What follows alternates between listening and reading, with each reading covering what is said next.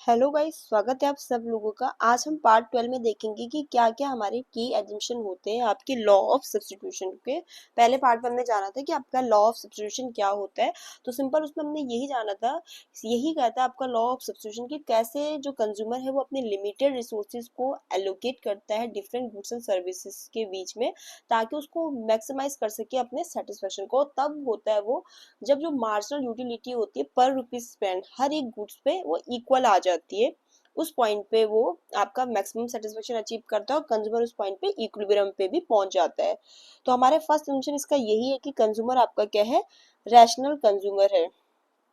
ठीक है, ये हमारा फर्स्ट इसमें एजम्पशन है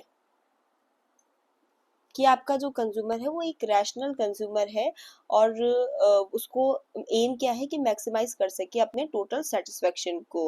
रैशनल कंज्यूमर वो होता है कि जो मतलब सोच समझ के डिसीजन ले रहा है कि किस तरीके से अपने लिमिटेड इनकम को एलोकेट करना है उसको, कि मैक्सिमाइज कर सके अपने टोटल सेटिस्फेक्शन को या यूटिलिटी को। ठीक है, तो पहला एजम्पशन हमारा इसमें यही है। फिर हम दूसरा एजम्पशन इसमें ये मानते हैं कि कार्डिनल मेजरबिलिटी ऑफ यूटिलिटी। इसमें ये दूसरा एजम्पशन ये लेते हैं कि यूटिलिटी को हम क्या बोलते हैं, मेजर कर सकते हैं न्यूमेरिकली। इनका सेकंड एजम्पशन इसमें ये हो सकता है, ये होता है। थर्ड एजम्पशन ये है कि जो कंज्यूमर है उसकी इनकम क्या होती है, लिमिटेड इनकम उसके पास है जिसको उसको खर्च करना है जो वेरियस गुड्स एंड सर्विसेज है। क्योंकि हम इसमें जब भी मैं आपको लॉ समझा रही हूँ तो मैं आपको बता रही हूँ उसमें डेफिनेशन में भी कि कंज्यूमर अपनी लिमिटेड इनकम को कैसे एलोकेट करता है या लिमिटेड रिसोर्सेज को। तो तीसरा एजम्पशन यही है कि कंज्यूमर की जो इनकम है वो फिक्स्ड है, लिमिटेड है, जिसको से खर्च करनी है वेरियस गुड्स एंड सर्विसेज पे। ठीक है,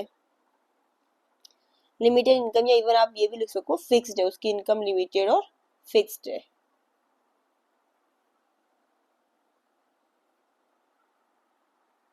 फिर इसका जो फोर्थ एजम्पशन है कि टू और मोर आपके सब्स्टिट्यूएबल गुड्स है। सब्स्टिट्यूएबल गुड्स ये है कि जो गुड्स होने चाहिए वो आपके सब्स्टिट्यूएबल होते हैं। जैसे हम सब्स्टिट्यूएबल गुड्स, सब्स्टिट्यूट गुड्स किसको कह सकते हैं कि जैसे कोल्ड ड्रिंक में सॉफ्ट ड्रिंक इतनी सारी आती है, आपकी माजा है, पेप्सी है, कोक है, तो इनको सब्स्टिट्यूट कर सकते हैं ना। तो वो यही कह रहे हैं कि दो या दो से ज्यादा सब्स्टिट्यूट गुड्स अवेलेबल है।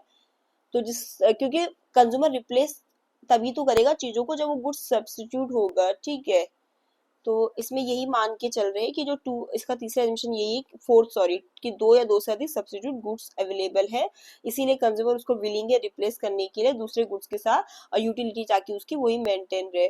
सब्स्टिट्यूट गुड्स आपके जैसे कोल्ड ड्रिंक में मैंने एग्जांपल दे दिया, या जैसे टी और कॉफी हम सब्स्टिट्यूट गुड्स को मान सकते हैं। ठीक है, कि अगर मान लिया कि टी के प्राइस जो है मार्जिनल यूटिलिटी टी से ज्यादा मिल रही है, कोई कस्टमर जैसे कॉफी पीता है लेकिन मार्जिनल यूटिलिटी जो है टी से ज्यादा मिल रही है और कॉफी से कम मिल रही है। ठीक है, तो कॉफी एक्सपेंसिव हो रही है, तो कंज्यूमर उसको सब्स्टिट्यूट किसके लिए कर देगा, टी से, कि वो कॉफी ना पी के टी पी ले। ठीक है, तो टू और दो या दो से अधिक सब्स्टिट्यूट गुड्स आपके होते हैं। फिर अब फिफ्थ एजम्पशन ये मान के चलते हैं कि जो मार्जिनल यूटिलिटी है मनी की वो क्या है, कांस्टेंट है। मार्जिनल यूटिलिटी मनी की कांस्टेंट, कि जब कंज्यूमर सब्स्टिट्यूशन कर रहा है तो जो मार्जिन यूटिलिटी है मनी की वो आपकी कांस्टेंट है। इनका फिफ्थ एजम्पशन ये मान के चलते हैं। सिक्स अजम्पशन ये है कि ये आपका लॉ किस पे अप्लाई होता है, डिविजिबल गुड्स पे। अब जैसे डिविजिबल गुड्स आपके वो गुड्स होते हैं जिनको हम स्मॉलर यूनिट्स में तोड़ के कंज्यूम कर सकते हैं, इसीलिए तो हम उस समय मार्जिन यूटिलिटी को मेजर भी कर सकते हैं और कंपेयर भी कर सकते हैं। जैसे हाउस हो गया, कार हो गया, ये आपके डिविजिबल गुड्स तो नहीं है, बट जैसे आपके डिविजिबल गुड्स में ये हो गया जैसे कुछ अगर खाने की चीज है जिनको आप डिवाइड करके मतलब कंज्यूम कर सकते हो, तो वो आपके डिविजिबल गुड्स होते हैं। तो ये आपका जो एजम्पशन मान के चलता है कि हम ये लॉ किस पे अप्लाई कर रहे हैं, आपके डिविजिबल गुड्स पे। ठीक है, एक एजम्पशन ये मान के चल रहे हैं कि जो कंज्यूमर है उसको पूरी परफेक्ट नॉलेज होती है कि कौन कौन से गुड्स अवेलेबल है, क्या उनके प्राइसेस है, क्या यूटिलिटी उनसे मिल सकती है, ताकि वो एक अच्छा डिसीजन ले सके। तो ये भी हम मान के चल रहे हैं। ठीक है, फिर ये एक एजम्पशन इसका ये भी होता है कि जो प्राइस है गुड्स एंड सर्विसेज का उनमें कोई भी बदलाव नहीं होगा। किस टाइम की बात करें, जब कंजप्शन कर रहा है कंज्यूमर या ठीक है सब्स्टिट्यूट कर रहा है गुड्स को, तो कोई भी प्राइस में या प्राइस जो है गुड्स का और सर्विस का कांस्टेंट रहेगा, उसमें कोई भी चेंज नहीं होगा। ठीक है, ये भी इसका एक एजम्पशन है।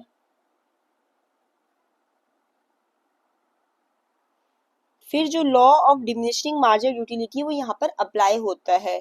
वो यहाँ पर क्यों अप्लाई हो रहा है, देखो कोई भी, जैसे हम law of diminishing marginal utility में यही तो कहते हैं कि कोई भी गुड्स अगर हम उसके और यूनिट्स कंज्यूम करते रहेंगे तो उससे क्या होगा, जो एडिशनल यूनिट से जो हमें यूटिलिटी मिलेगी वो डिक्लाइन होती रहेगी। तो वो सही बात है, यहाँ पर भी तो यही लॉ अप्लाई होगा कि मार्जिनल यूटिलिटी जो गुड की है वो डिक्रीज हो गया और उसका कंजम्पशन जैसे जैसे बढ़ता रहेगा।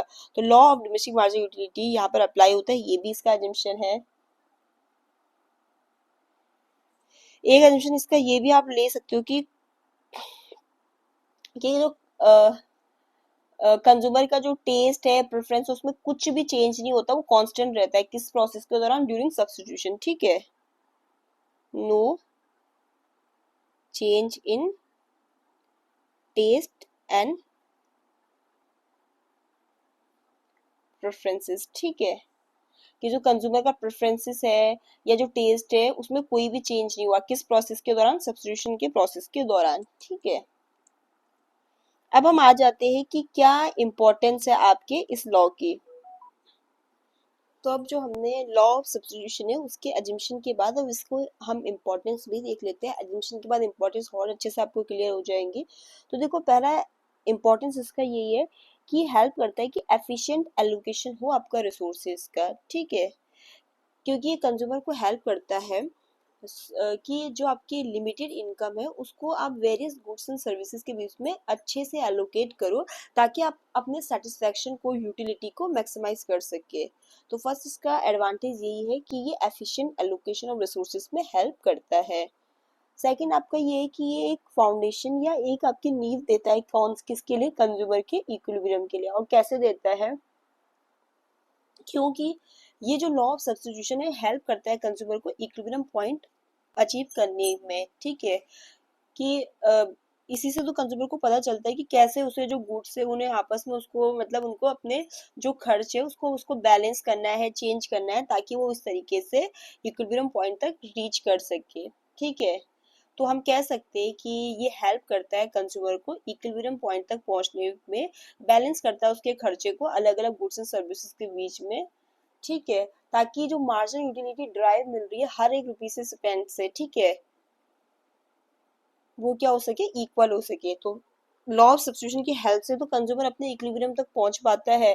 अदरवाइज जब तक वो नहीं, मार्जिन यूटिलिटी जो खर्च, मार्जिन यूटिलिटी पर रुपी स्पेंड है हर एक गुड पे, जब तक वो इक्वल नहीं होती तो कंज्यूमर क्या करता रहता है, गुड्स को सब्स्टिट्यूट करता रहता है।